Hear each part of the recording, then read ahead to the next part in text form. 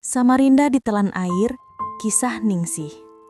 Samarinda senja itu terasa dingin, bukan dingin yang menyenangkan, melainkan dingin yang membawa firasat buruk. Di sudut ruang tamu yang sederhana, Ningsih, 40 tahun, sedang menambal seragam sekolah milik anak bungsunya, Sari. Aroma kopi pahit yang dibuat suaminya, Burhan, 45 tahun, masih mengepul tipis dari meja. Burhan adalah lelaki pekerja keras. Ia bekerja sebagai buruh di salah satu pabrik kayu, memastikan setiap hari ada nasi di piring Ningsih, Fatimah 20 tahun, dan Sari 15 tahun. Fatimah, si sulung yang cerdas, sedang menyelesaikan kuliahnya. Ia adalah cahaya harapan keluarga, impian Burhan yang ingin melihat anaknya menjadi sarjana. Malam itu, hujan turun tanpa ampun. Bukan seperti hujan biasa, tapi seperti langit yang pecah. "Airnya cepat sekali naik ya," kata Fatimah dengan nada khawatir, mengintip dari jendela. Burhan menenangkan. "Tenang nak, rumah kita cukup tinggi. Ayah akan siapkan karung pasir di depan pintu." Namun alam punya rencana lain. Dalam hitungan jam, suara gemuruh air bah yang menelan apa saja terdengar begitu dekat. Listrik padam. Kepanikan merayap ke setiap sudut rumah. "Ningsih, Fatimah, Sari, cepat naik loteng," perintah Burhan, suaranya tercekat.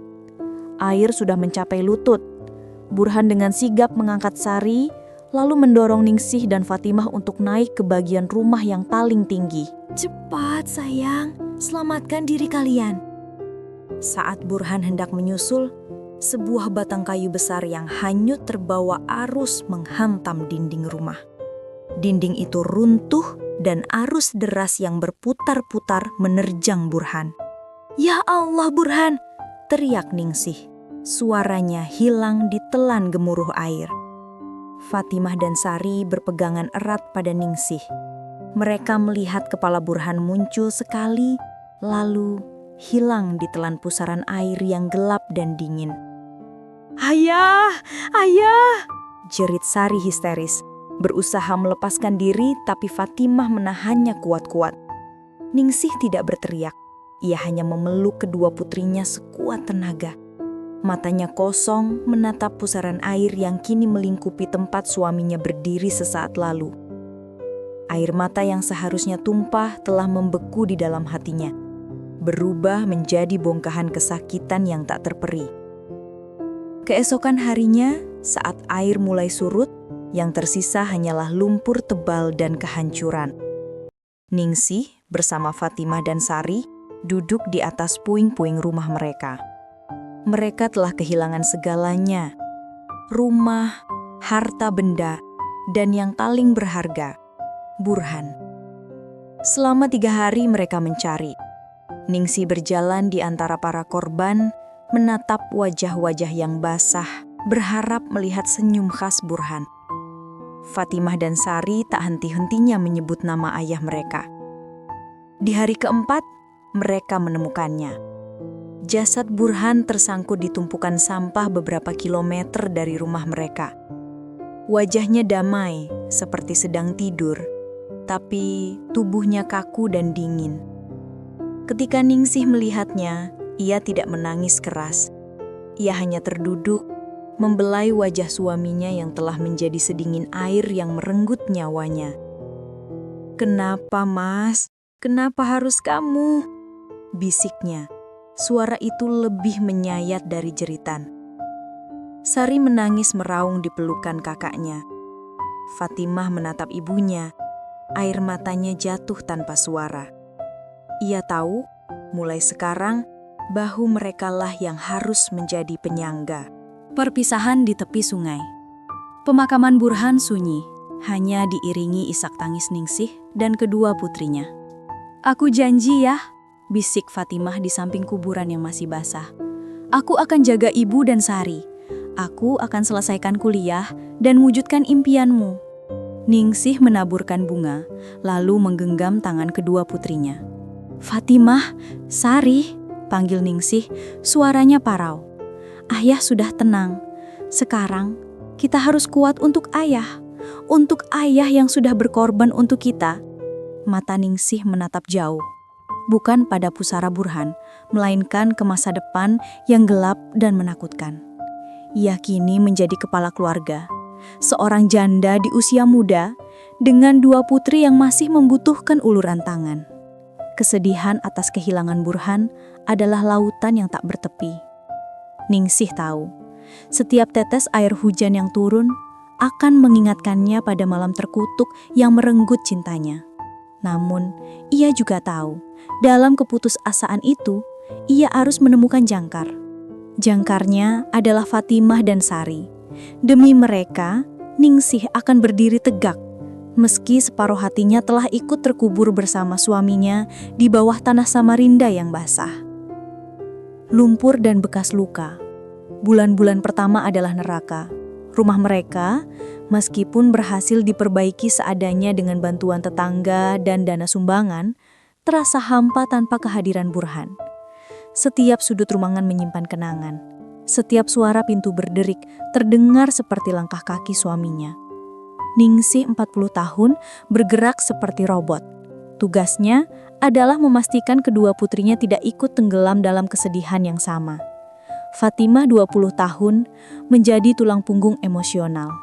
Ia menunda kuliahnya. "Bu, Fatimah harus kerja," katanya suatu malam. Ningsih menolak keras. "Tidak, Nak. Ayahmu tidak akan tenang di sana kalau kamu tinggalkan kuliah. Janji ayah adalah melihatmu pakai toga. Ibu akan cari cara." Sari, 15 tahun, si bungsu, menjadi lebih pendiam. Ia sering tertangkap basah memeluk jaket Burhan yang tersisa dan menangis tanpa suara. Ningsih sering memeluknya erat, membiarkan kehangatan tubuhnya menjadi satu-satunya pelipur lara Sari. Ningsih mulai mencari pekerjaan. Dengan ijazah SMA dan pengalaman sebatas ibu rumah tangga, pilihannya terbatas. Ia akhirnya memutuskan membuka warung kopi kecil di depan sisa-sisa reruntuhan rumah mereka. Secangkir kopi pahit Ningsih. Warung itu sederhana, hanya sebuah gerobak kayu tua yang dicat ulang. Ningsih menjual kopi, teh, dan gorengan. Uang hasil penjualannya seringkali hanya cukup untuk makan hari itu dan membayar cicilan kecil untuk biaya kuliah Fatimah. Suatu sore, seorang pria paruh baya bernama Pak Jamal, pelanggan setianya, berkata, "Ningsih, kamu kuat sekali. Seharusnya kamu menyerah, tapi kamu malah mendirikan ini. Burhan pasti bangga." Ningsih hanya tersenyum getir. "Saya harus kuat, Pak. Saya punya 2 alasan untuk hidup," katanya, menatap Fatimah yang sedang mencuci piring dan Sari yang belajar di balik gerobak. Namun beban finansial semakin mencekik. Fatimah diam-diam mengambil pekerjaan paruh waktu sepulang kuliah sebagai pelayan kafe. Ia sering pulang larut malam, menyembunyikan rasa lelahnya dari Ningsih. Suatu malam, Ningsih menemukan Fatimah tertidur di meja belajar, buku-buku kuliah berserakan, dan tangannya menggenggam amplop berisi uang receh hasil kerjanya. Air mata Ningsih tumpah. Ia merasa gagal melindungi anaknya dari kerasnya dunia setelah Burhan pergi. Beban sama dengan duka tambah tanggung jawab kali anak sulung tambah anak bungsu. Beban itu terasa nyata, menekan dadanya setiap malam. Hadiah terakhir Burhan. Ketika keadaan benar-benar di ujung tanduk, biaya semester Fatimah menunggak dan Sari memerlukan seragam baru, Ningsih duduk di kamar membuka sebuah kotak kayu kecil yang selalu dijaga Burhan. Ia tidak pernah tahu isinya. Di dalamnya ada 1. Surat tua bertahun-tahun lalu. 2. Sebuah buku tabungan lusuh. Ningsih membuka surat itu. Itu adalah surat Burhan, ditulisnya saat mereka baru menikah. Isinya tentang impian mereka untuk memiliki rumah yang layak dan menyekolahkan anak-anak hingga jenjang tertinggi. Ia membuka buku tabungan itu. Matanya membelalak. Di sana tertulis nominal yang cukup besar.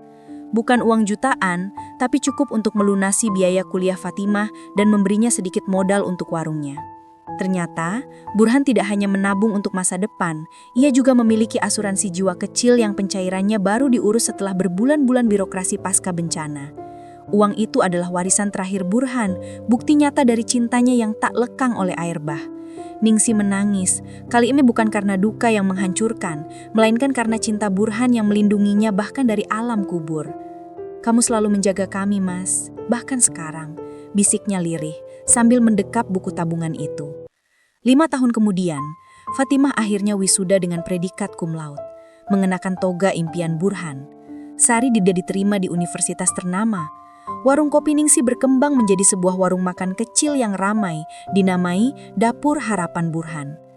Ningsih berdiri di samping makam suaminya, Fatimah di satu sisi, Sari di sisi lain.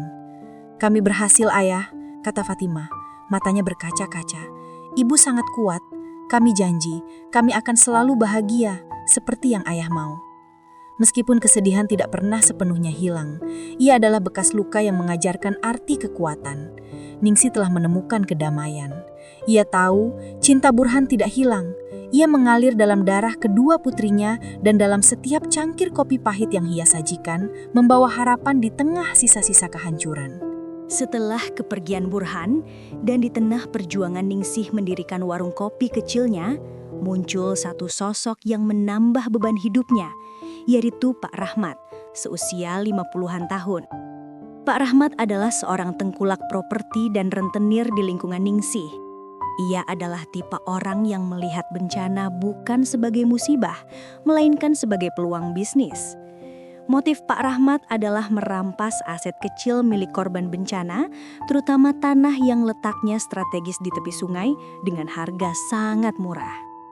Modus Pak Rahmat adalah menggunakan pinjaman berbunga tinggi atau ancaman halus yang memanfaatkan kerentanan hukum korban.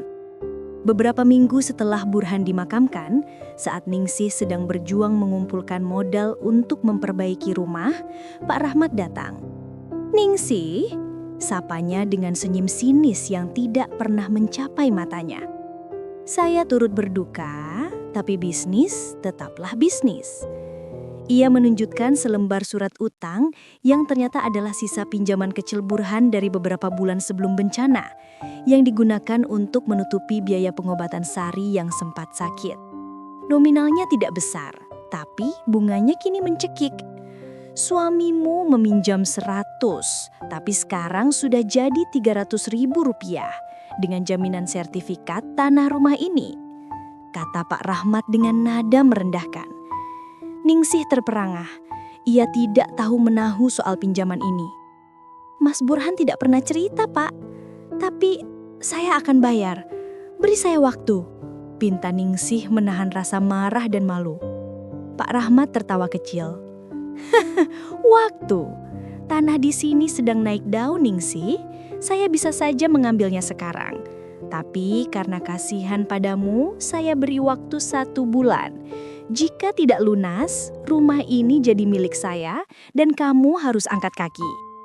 Ancaman itu menghantam Ningsih lebih keras daripada air bah. Tekanan Pak Rahmat membuat Ningsih panik. Ia mulai bekerja lebih keras di warungnya, sering melewatkan makan agar bisa menabung lebih banyak. Keadaan ini membuat Fatimah yang sedang cuti kuliah geram. "Bu, kenapa ibu jadi kurus begini? Ada apa?" tanya Fatimah suatu malam melihat ibunya menghitung uang receh dengan wajah tegang. Setelah didesak, Ningsih menceritakan tentang Pak Rahmat dan ancaman penggusuran. Fatimah yang cerdas dan berapi-api mendidih mendengarnya. "Dia rentenir licik, Bu. Fatimah akan hadapi dia." Keesokan harinya, Fatimah mendatangi Pak Rahmat. "Pak Rahmat, menurut hukum, bunga pinjaman Bapak itu sudah termasuk mencekik dan ilegal. Sertifikat rumah kami tidak bisa begitu saja disita tanpa proses hukum yang jelas," tantang Fatimah menggunakan sedikit pengetahuan hukum yang ia dapat di kampus. Terkejut Pak Rahmat melihat Fatimah, gadis muda yang biasanya lembut, kini berdiri tegak melawannya. "Hei, anak kemarin sore, jangan ikut campur urusan orang tua. Kamu mau rumah ini jadi milikmu, ha? Biarkan ibumu yang menyelesaikan ini," bentak Pak Rahmat. "Justru karena saya anak pemilik rumah, saya berhak bicara. Kami akan bayar, tapi hitungannya harus jelas dan tanpa ancaman.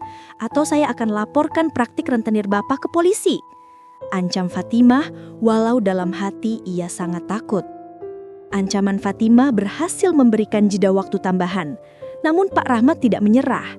Ia mulai menyebarkan rumor buruk tentang Ningsih di pasar dan mencoba menghasut para pelanggan agar tidak membeli di warung Ningsih, berharap warung itu bangkrut. Suatu hari, Pak Rahmat datang ke warung Ningsih dan sengaja menjatuhkan gerobak kopi, menyebabkan semua kopi tumpah. "Dasar janda pembawa sial, sampai kapan kamu mau merepotkan orang?" Cibirnya keras di depan Sari. Ningsih menahan air matanya. Sari ketakutan. Tapi Fatimah yang baru datang langsung berdiri di depan ibunya. "Keluar dari sini Pak Rahmat, atau saya panggil warga," teriak Fatimah, suaranya lantang. Melihat kemarahan Fatimah dan beberapa warga yang mulai mendekat, Pak Rahmat mundur sambil mengancam. Perjuangan Ningsih kini bukan hanya melawan duka dan kemiskinan, tapi juga melawan ketidakadilan dan keserakahan manusia. Ia harus cepat mendapatkan uang dari asuransi Burhan yang sempat ia temukan sebelum Pak Rahmat berhasil merampas harapan terakhir mereka, yaitu rumah peninggalan Burhan. Babak 3. Perjuangan Fatimah melawan jeratan hukum. Setelah insiden penyerangan Pak Rahmat di warung, Fatimah, 20 tahun, menyadari bahwa kekuatan emosional tidak cukup. Mereka harus melawan api dengan senjata yang sesuai, hukum. "Bu, ibu fokus mengurus warung. Sari, kamu fokus belajar. Urusan Pak Rahmat, biar Fatimah yang urus," kata Fatimah dengan tekad bulat, meskipun ia tahu usahanya akan sangat sulit. Mencari bantuan hukum pro bono. Masalah utama Fatimah adalah mereka tidak punya uang untuk menyewa pengacara. Fatimah memutuskan untuk kembali ke kampus, bukan untuk kuliah, melainkan untuk mencari koneksi. Langkah 1, Fakultas Hukum. Fatimah menemui dosen favoritnya di Fakultas Hukum, Pak Wijaya, menjelaskan situasinya secara rinci. Langkah 2, Klinik Bantuan Hukum. Pak Wijaya menyarankan Fatimah untuk mendatangi Lembaga Bantuan Hukum, LBH, komunitas yang sering bekerja sama dengan kampusnya, memberikan layanan pro bono atau gratis untuk masyarakat miskin. Di LBH, Fatimah bertemu dengan Mas Rio, 25 tahun, seorang lulusan hukum muda yang idealis dan bersemangat membela kaum tertindas. "Kasus bapakmu ini klasik Fatimah, praktik rentenir yang memanfaatkan surat utang yang cacat hukum. Pak Rahmat tidak akan mudah menyita rumah kalian," jelas Mas Rio. "Tapi kita butuh bukti. Sertifikat tanah dan surat utang itu kuncinya." Misi mengamankan bukti. Fatimah segera pulang untuk mencari surat-surat penting yang dibawa Burhan. Setelah mencari dengan teliti di antara sisa-sisa barang yang diselamatkan dari bencana, Fatimah menemukan 2 hal. Pertama, sertifikat tanah asli, diselipkan Burhan di bawah lapisan lantai yang rusak. 2, surat utang, ditemukan Ningsih di dompet Burhan. Mas Rio memeriksa surat utang itu. "Lihat ini Fatimah," sambil menunjuk ke bagian bawah surat. Tanda tangan Burhan di dokumen jaminan sertifikat ini tidak disaksikan oleh notaris atau saksi netral, hanya oleh 2 anak buah Pak Rahmat. Ini bisa kita bantah di pengadilan. Namun masalah muncul ketika Pak Rahmat tahu Fatimah mencari bantuan hukum. Ia mulai mengirimkan ancaman yang lebih nyata. Tekanan dan teror. Pak Rahmat menggunakan teror psikologis. Peringatan di sekolah Sari.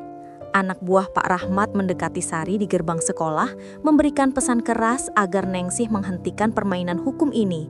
Sari pulang dengan ketakutan, membuat Ningsih sangat marah dan khawatir. Ningsih merasa bersalah melihat Fatimah tertekan. "Sudahlah nak, biar ibu jual saja warung ini dan lunasi utangnya. Ibu tidak mau kamu kenapa-kenapa." "Tidak Bu," jawab Fatimah keras, memegang tangan ibunya.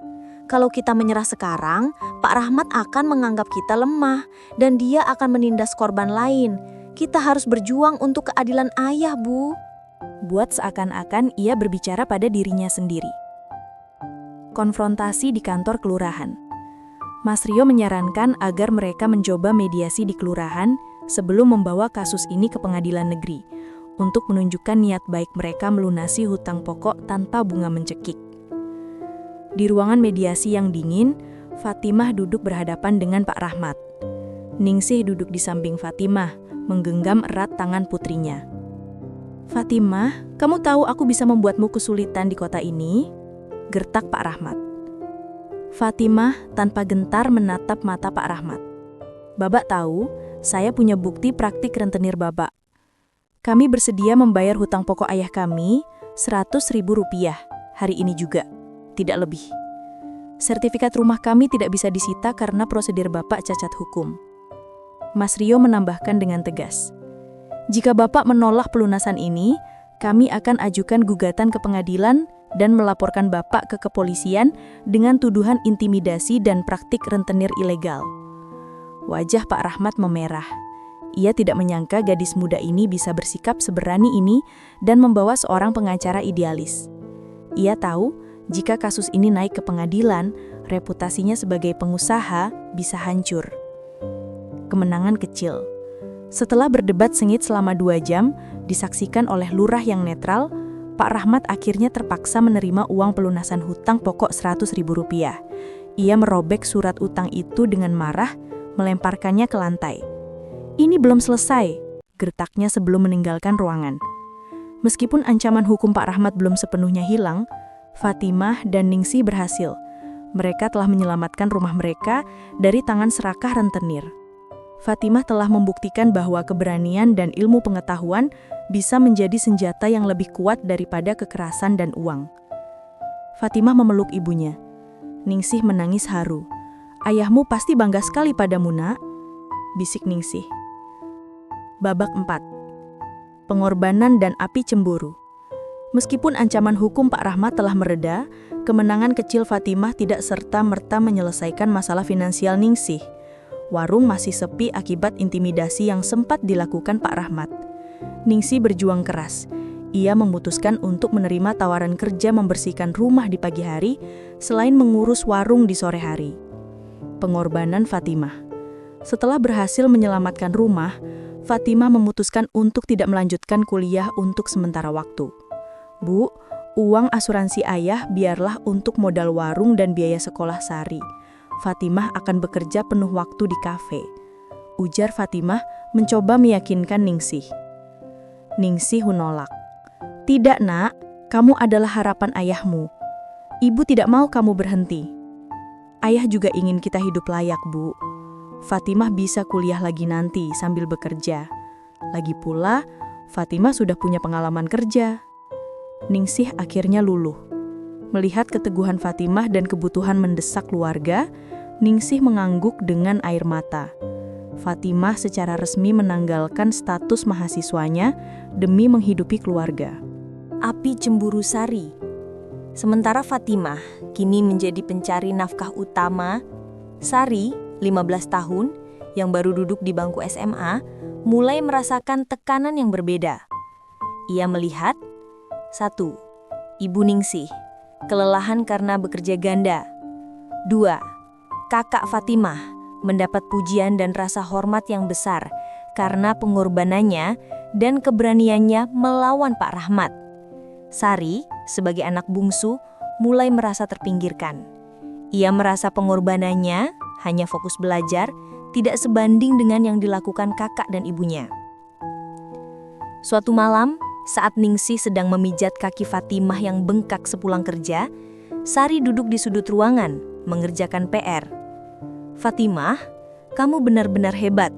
Sudah menyelamatkan rumah kita, sekarang kamu menanggung hidup ibu dan adikmu," puji Ningsih penuh kasih sayang. Sari mendengar itu. Rasa cemburu dan marah yang terpendam meletup. "Hanya Fatimah yang hebat, Bu. Sari tidak berguna, begitu?" tanya Sari.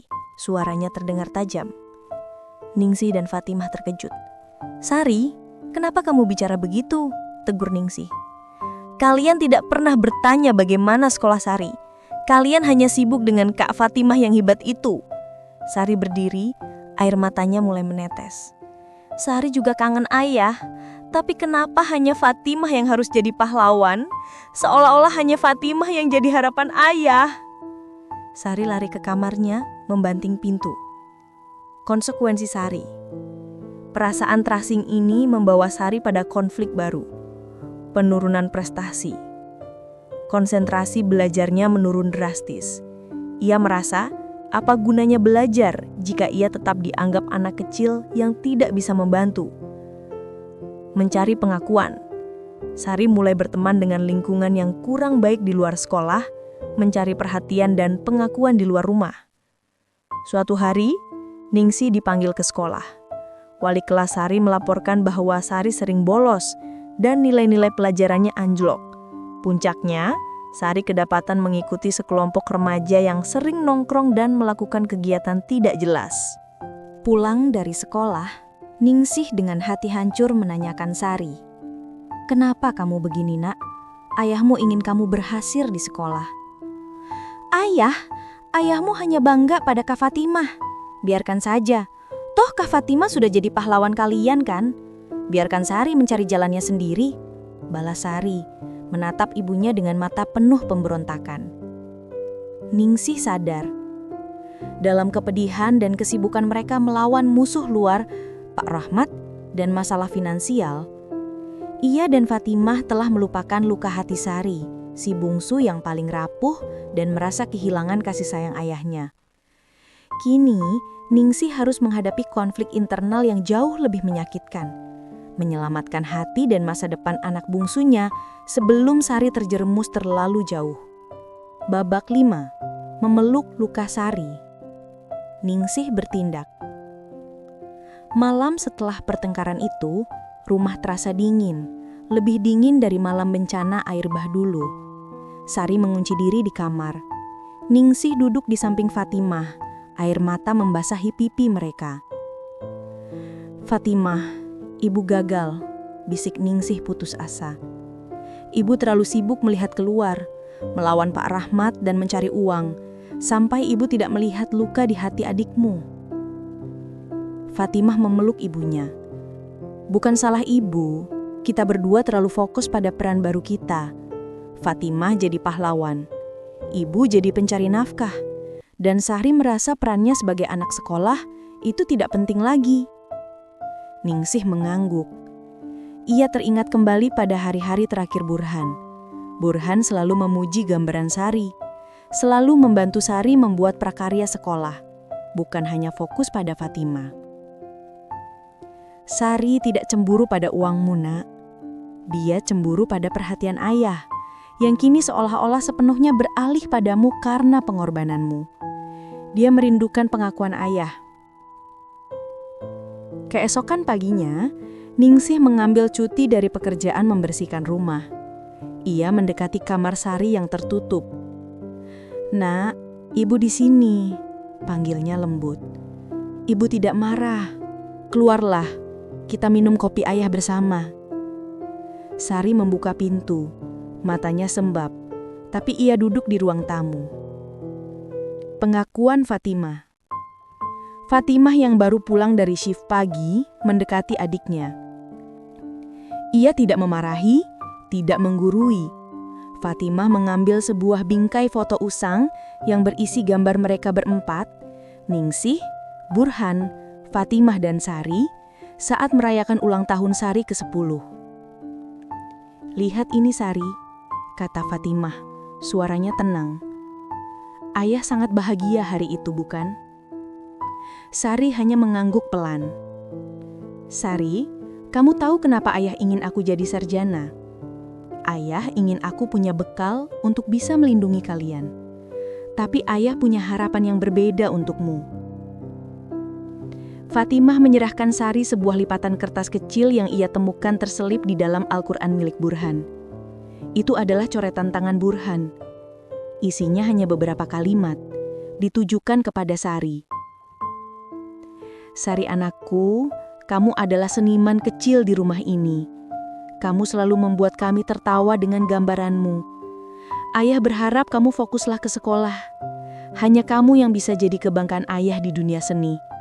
Tugasmu yang paling besar sekarang adalah membuat ibu bangga dengan nilaimu. Itu adalah bantuan terbesar untuk kami." Sari membaca coretan itu. Tangisnya pecah. Itu adalah pengakuan yang selalu ia nantikan. Fatimah memeluk adiknya. "Sari, kamu mengerti kan? Aku memang bertarung di luar, melawan rentenir dan mencari uang. Tapi peranmu jauh lebih sulit. Bertarung melawan duka dan menjaga harapan ayah tetap hidup di dalam rumah. Kalau kamu gagal di sekolah, semua perjuangan ibu dan aku akan sia-sia. Ayah ingin kamu yang berhasil dalam pendidikan, bukan aku. Aku hanya menggantikan ayah sementara. Rekonsiliasi di dapur. Ningsih melihat momen itu, ikut memeluk kedua putrinya. Dengarkan ibu baik-baik, sayang. Kalian berdua adalah harapan ibu, bukan hanya Fatimah. Fatimah harus berkorban di luar, dan Sari, kamu harus berkorban di dalam. Ibu tahu kamu cemburu, Nak, tapi tugasmu di sekolah itu adalah sumbangan terbesarmu untuk keluarga saat ini. Ningsih menarik Sari ke dapur, ke tempat warung kopi kecilnya. Mulai sekarang, ibu akan membuat jadwal. Setiap sore, kamu bukan hanya belajar, tapi kamu juga harus membantu ibu menghias warung. Kita akan gunakan bakat senimu. Kamu yang akan mendesain menu, kamu yang akan menggambar papan tulis promosi. Kita bekerja sama. Sari mendongak. Matanya yang tadi penuh amarah, kini dipenuhi air mata haru. Untuk pertama kalinya sejak kematian Burhan, ia merasa punya peran yang berarti. Peran yang diakui, peran yang sejalan dengan bakat yang diberikan ayahnya. Hubungan mereka mulai membaik. Sari kembali fokus ke sekolah. Ia menggunakan bakat seninya untuk membantu warung ibunya, membuat desain papan nama warung kopi yang sederhana tapi menarik. Warung Ningsih mulai dikenal. Berkat sentuhan seni Sari dan manajemen keuangan yang cerdas dari Fatimah, warung itu perlahan bangkit. Pada akhirnya, Ningsih menyadari bahwa harta yang ditinggalkan Burhan bukanlah uang asuransi, melainkan kekuatan cinta dan harapan yang mengikat ketiga wanita itu. Mereka adalah 3 pilar yang berdiri tegak melawan badai duka, rentenir, dan konflik batin. Fatimah menjadi pikiran keluarga, Ningsih menjadi jantung, dan Sari, si bungsu menjadi jiwa dan keindahan yang mengingatkan mereka mengapa mereka harus terus berjuang.